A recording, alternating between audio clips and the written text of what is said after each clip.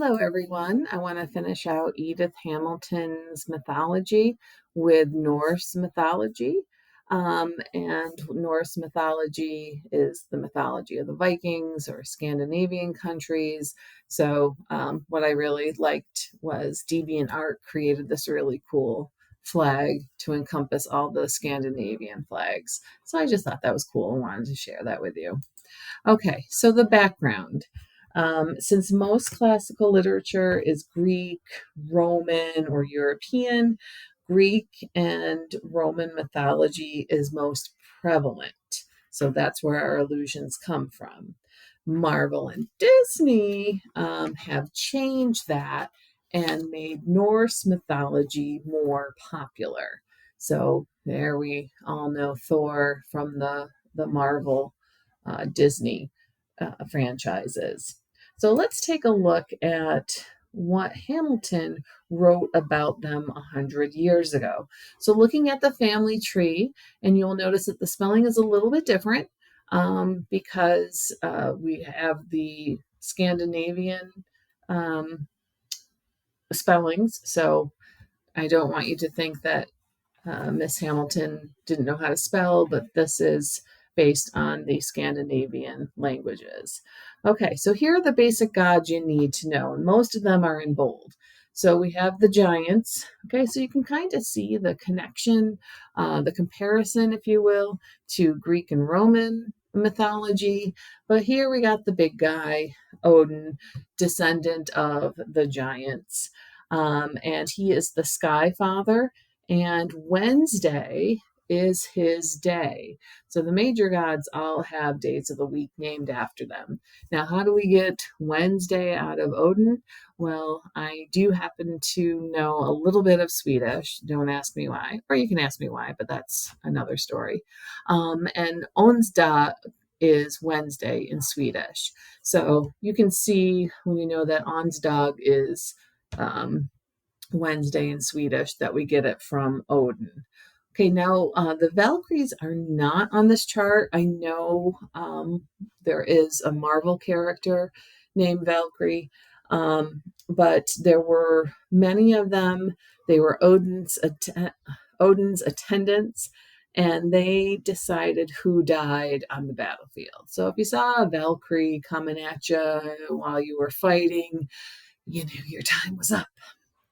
Now, who's not on this family tree is Frigga. And that's Odin's wife. She happens to be Balder's mother. She tried to protect Balder, but trusted Loki a little bit too much. Okay, so let's take a look at Loki, shall we? Loki, the hottest character of Norse mythology. Whew, is it getting hot in here? He was actually the adopted brother of Odin for some reason. You know how nowadays we say, yeah, make your own family. That's what Odin did. He is not a god, but he was also a son of giants. So Loki found out that via Frigga that the only thing that she didn't ask, because she went around the universe and asked these different things not to kill her son Balder, was mistletoe, because she considered it to be way too insignificant. So she went around to all the plants and the animals and said, please don't kill my son. But mistletoe, psh, too insignificant. Now, Loki finds this out, and we know Loki is an evil genius. Now, because so many things could not kill Balder, his siblings and the gods actually played a game called Let's Throw Stuff at Balder because it can't kill him. Now, Loki found some mistletoe and gave Balder's blind brother Hoder a twig of mistletoe to throw at Balder. Hoder is like, okay, I'll play this game because he had been left out because he was blind. So Loki said, I'll help you. So it wasn't Loki who killed Balder. It was Hoder, Loki's, um, Balder's brother. So he throws it, the twig, which mistletoe is poisonous, pierced his heart and killed Balder. Okay, just need a minute to look at Loki again. Okay, now I'm good. So Loki was punished. He was tied up in a cave. A serpent lived above him. When the serpent drooled venom, it burned Loki. Loki's wife tried to save him, but every day the poison found its way onto Loki and burned him. Okay, so other important gods to know. We have Thor, the thunder god we saw earlier. And then we have Frey, okay, right here. He is the god of fruits in the earth.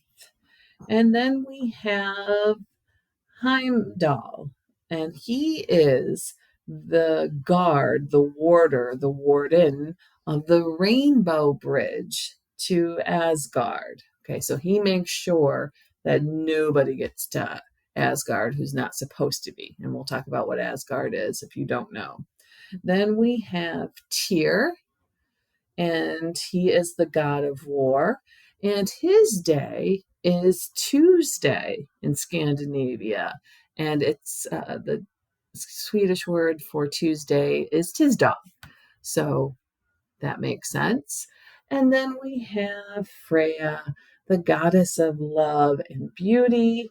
And it's not known if her day is Friday or if it's Frigga's day, because Friday in Swedish is Fredag.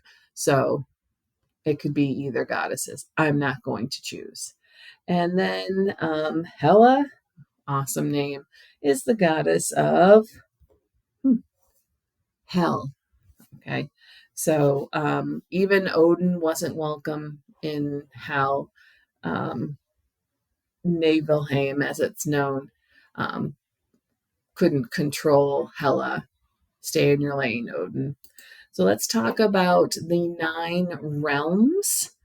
We're just going to do the top 4 that you need to know. We're not going to go through all 9, but again, if you are a fan of the Thor and Loki movies and series, then you already know this. So we have Asgard, and that's home to the gods. There's the Rainbow Bridge that is guarded by Heimdall.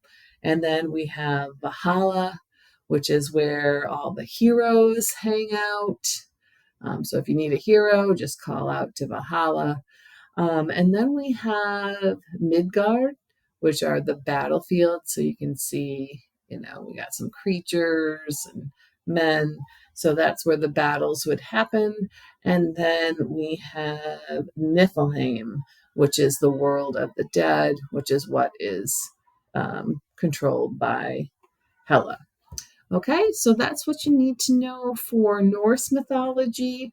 I know I just scratched the surface, but remember, this is according to Edith Hamilton's mythology, not Disney and Marvel. Okay, so thank you for watching.